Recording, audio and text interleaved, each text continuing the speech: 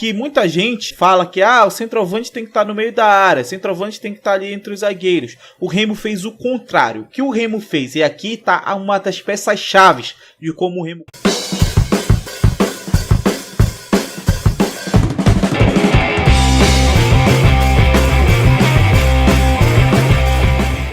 sobre como o Remo humilhou seu rival ao segurar bem defensivamente, ir lá e fazer 3 gols, abrindo uma vantagem excelente na grande final do Campeonato Paraense. As imagens são do Portal Cultura, o link está aí na descrição. Bora começar com esse lance de perigo, que foi o lance que talvez poderia mudar o jogo ou não. Repare como o Paysandu tenta atacar pela direita, ele não consegue, o Remo trava muito bem ali em alguns momentos esse lado que a bola tá. Repare como o clube do Remo, ele marca muito em função do setor da bola. Vocês percebem como o Paysandu tá atacando pela direita e o Remo vem todo para esse lado. Quanto mais o Paysandu fica, mais o Remo vai chegando para esse lado. O Leão não consegue sair, o Paysandu perde a bola, recupera, perde de novo, mas aqui, reparem, isso aqui foi até um problema do Remo em alguns momentos. A segunda linha se aproximava demais da primeira. Compactação é bom, mas compactação demais em determinados setores pode acabar complicando em determinados momentos. Então os 2 meias do Paysandu basicamente estão livres nesse lance logo aos 4 minutos de jogo. Isso aí é ruim.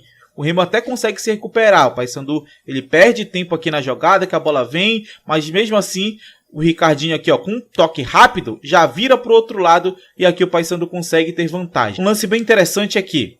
Para alguns o Remo está defendendo com esses 3 jogadores aqui, né? Esse trio aqui de marcação. Só que, se a gente reparar onde a jogada vai acontecer, a jogada acontece basicamente nesse setor aqui, nesse setor do campo, até aqui mesmo. Então esse cara aqui, o Bruno Alves, ele tá fora nesse momento desse lance que vai acontecer, que é o lance que o Paysandu vai vir para cá, e vai atacar essa ponta aqui e vai ter um lance muito fácil. Então, 2 contra 2 é sempre melhor pro ataque. A defesa pode sair bem. Então o Paysandu consegue fazer a ultrapassagem. O João Paulo chega aqui. O Enan, ele é uma peça-chave, mas ele aqui faz um movimento interessante, né? Ele finge que vai para cá, que seria onde a bola vai. O Marlon vai para ali cortar a bola, mas ele muda de direção e vai para cá, onde ele vai conseguir ter um espaço muito interessante. Só que jogada vem, boa para fazer, a bola tá passando um pouquinho, mas dá para fazer o gol. Ele perde, ele fura, a bola desbate ali no outro pé dele e no final das contas o Paysandu perde essa chance de gol. O Remo ele teve uma sequência de laterais, escanteios atacando pelo lado direito, inclusive o Remo teve muitos escanteios nesse jogo, jogou muito para a bola parada e aqui o Remo tem uma sequência de um ataque e o Bruno Alves faz uma jogada muito boa individual. Pra galera que não gosta muito do Marco Antônio, vou falar como ele foi importante pro Remo. Aqui vem o cruzamento, reparem como o Marco Antônio, ele vai dar o toque para o Brenner. Marco Antônio tá bem aqui, joga nesse setor do campo. Setor que muita gente fala que o centroavante tem que estar no meio da área, o centroavante tem que estar ali entre os zagueiros. O Remo fez o contrário. O que o Remo fez? E aqui está uma das peças-chaves de como o Remo conseguiu construir essa vitória. Muitas vezes o Marco Antônio aparecia na área e entre os zagueiros. Ou seja, os zagueiros do Paysandu tinham uma referência para marcar. Muitas vezes a torcida do próprio time fala, o atacante é a referência do ataque, o atacante de referência, o centroavante de referência. Só que essa referência não serve só para o time que está atacando, serve também para a defesa. A defesa tem alguém para ela marcar. E aqui entra o ponto que eu brinquei, que o Remo foi um ilusionista. Ele mostrava com uma mão e estava usando o ataque com outra. Aqui, por exemplo, ele mostra o Marco Antônio. Inclusive, diretamente ele participa do lance. Ele vai dar a cabeçada e olha onde está o Brenner. O Brenner ataca as costas do polegar. O centroavante atacar as costas dos defensores não é incomum, mas a quantidade de vezes que o Brenner atacou as costas dos laterais ou dos defensores como um todo, por exemplo, fugindo da marcação em lances importantes, foi extremamente decisivo para o Remo construir essa vitória. E aí o Brenner, diferente do Enan, foi lá e conseguiu fazer o gol. E depois do gol, o Remo marca até melhor, ele defende até melhor, talvez pelo fato de ter crescido a confiança. Reparem como o time marca muito com o setor da bola, deixa um pouco de espaço no outro lado, que é o normal dessa vez. O futebol é controlar os espaços. Reparem como aqui o Polegar recebe a bola, mas tem marcação em cima dele, tem um jogador em cima dele. Aí, aquilo que eu falei, individual é ruim para defesa, sim, mas se ele passa para cá, o Leonan tá aqui na cobertura. Se ele vem para cá, atrasa o ataque e aí já dá tempo desse marcador vir para cá, por exemplo, do Remo se ajustar para cá, fazer o balanço para cá. As opções de passe dele estão marcadas ou seriam opções de passe que não levariam à progressão de jogo. Então o Remo defende melhor e o Paysandu tem que ser melhor para atacar. Repare como ele volta a bola, o Paysandu tenta um passe forçado e não consegue chegar à área, ou perto da área da maneira que tinha, né? Então é num bate-rebate, é numa bola que a defesa do Remo afasta. Nesse lance aqui que o Marco Antônio ficou marcado negativamente, mostra também como ele era importante sim pro time, cara. Aqui, ó, o Paysandu pressiona a saída do Daniel Felipe, que não é o melhor zagueiro do Remo, então abre espaço pro Marlon. Aqui um detalhe até interessante, Enan marcando os dois jogadores do Remo, então a defesa tem vantagem. Normalmente isso acontece. A defesa vai ter vantagem para a saída de bola. E aí o Paysandu marcando o pior zagueiro para a saída e deixando livre o melhor, ocasiona lances de perigos. E o Marlon deita e rola quando ele tem espaço. Então ele já acha um espaço para o Brenner aqui nas entrelinhas. Brenner, que é um cara extremamente interessante. Aqui vocês já podem ver, ó.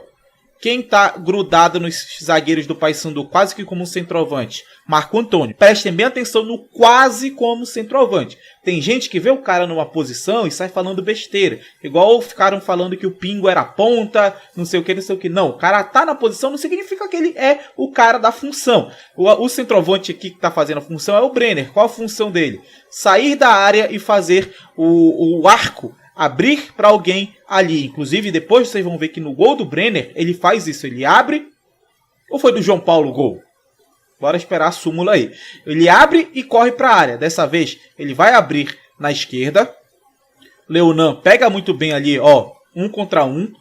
E com espaço para cruzar. Ele cruza lá para a segunda trave. Vejam como era a arma do Remo, cruzar para a segunda trave. Ele cruza na segunda trave, ó. O Brenner dessa vez não entra na área, porque o cruzamento do Leonan foi muito rápido. O Marco Antônio tá aqui justamente mais uma vez nessa posição. Tá fazendo a função que foi dedicada ali. Ele era o cara para ficar entre os zagueiros, para ficar empurrando a defesa, para ficar criando espaço. Reparem no espaço enorme que o Paysandu vai deixar dentro da sua própria área. Se o Remo estava deixando espaço fora da área, na entrada dela, o Paysandu estava deixando espaço dentro. E aí, o lateral do Paysandu perde no duelo aéreo, vem a cabeçada do Ricardo Luz e o Marco Antônio vai lá e faz isso.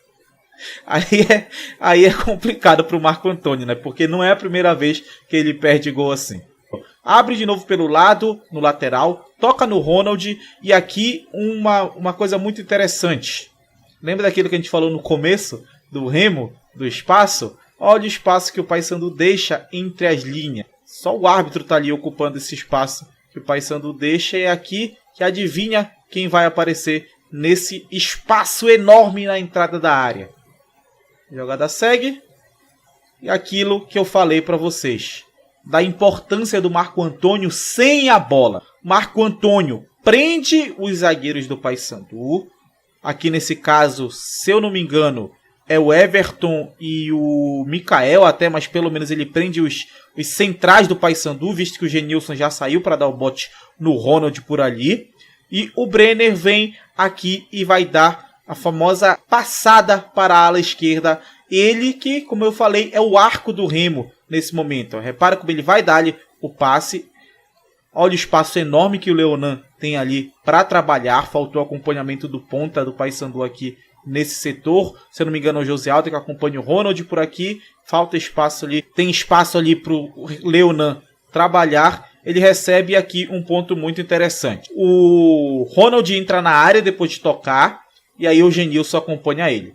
O Marco Antônio, desde aquele momento, desde aquele comecinho de jogada, tá aqui, puxando a atenção da marcação. O Mikael, jogador do Paysandu que está aqui, ele passa o tempo todo olhando para a bola. E aí o homem, o Brenner, vai atacar as costas do Everton e a frente do João Paulo. E, mais uma vez, onde vai ser o cruzamento do Remo? Na segunda trave. Olha como o Brenner passa livríssimo. O João Paulo até imagina, o João Paulo já está vindo para fechar a linha. Ele já está até, por exemplo, aqui já teria um cara atrás dele. O Brenner vem para a disputa. Elias sai mal demais. Eu acredito até que ele sai mal porque ele estava posicionado errado no começo do lance. A jogada segue. Eu acho que nem toca no Brenner. Para mim foi gol contra total do João Paulo, que esteve aqui porque o Brenner estava ali. Então o Brenner participa do gol, apesar de não ter sido o gol dele. Aqui. Bem atenção nesse momento. O Remo faz o gol nesse lance. Bem aqui. O Dioguinho tá com 2 jogadores do Remo. Dioguinho, que já não é um cara muito alto, tá, se eu não me engano, com o Curuá e com o Uchoa. O Uchoa, que é um dos principais cabeceadores do Remo. Lá no primeiro tempo ele quase fez um gol também. Então o Dioguinho já está no 1 contra 2 dentro da própria área no escanteio. Isso não pode jamais acontecer. Por exemplo, se tem algo, entre aspas, errado, talvez aqui, esses 2 jogadores do Paysandu não estão marcando ninguém. Estão muito próximos, sabe? Esse cara poderia tanto vir para cá, se a bola viesse para cá e cortar, quanto esse viesse para cá e cortar. Mas aí escolha. Tem que saber quem tomou essa decisão. A bola Curuá vai para cima do Dioguinho. O Dioguinho não tem o que fazer ali para ir para o show. Então não dá para considerar falha do Dioguinho também. A bola vem. Vem numa zona que era sim para o Genilson tirar. O Genilson tá ocupado por aquela zona. Só que o Uchoa, ele vem muito mais inteiro para o lance. Repare como o zagueiro do Paysandu não consegue nem pular e o Uchoa pula muito antes. O Uchoa, a bola tá longe, o Uchoa já tá pulando para cabecear. E quando ele já vai cabecear é a hora que o zagueiro do Paysandu lê o lance e tenta afastar. Dá para culpar o Genilson? Não totalmente, porque ele nem sabia se tinha alguém atrás dele. Aí, esse não saber se tinha alguém atrás dele é o que o Paysandu tem que corrigir. E é o que o Remo aproveita bem demais. O Remo vai lá e consegue. Mais uma vez, reparem, o autor do gol nem aparece para o cara que deveria marcar ele. O autor do gol está totalmente livre às costas de quem deveria marcar. Aquilo que a gente falou, o Remo sendo ilusionista, mostrando numa mão e atacando com outra, conseguindo fazer esse gol, esse terceiro gol que bota o Remo muito, muito, muito perto do seu título do Campeonato Paraense.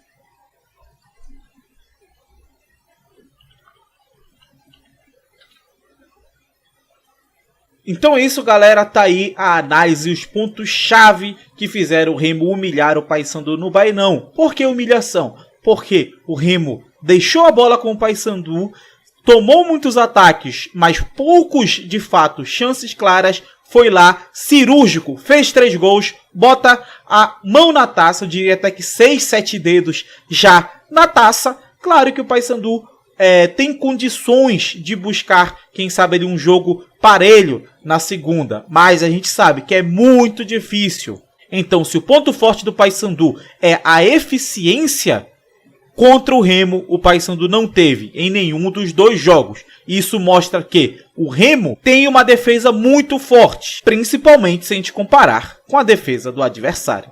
É isso, galera. Não esquece de deixar o like. Não esquece de se inscrever no canal se tu for novo por aqui e compartilha aí com teus amigos. Valeu!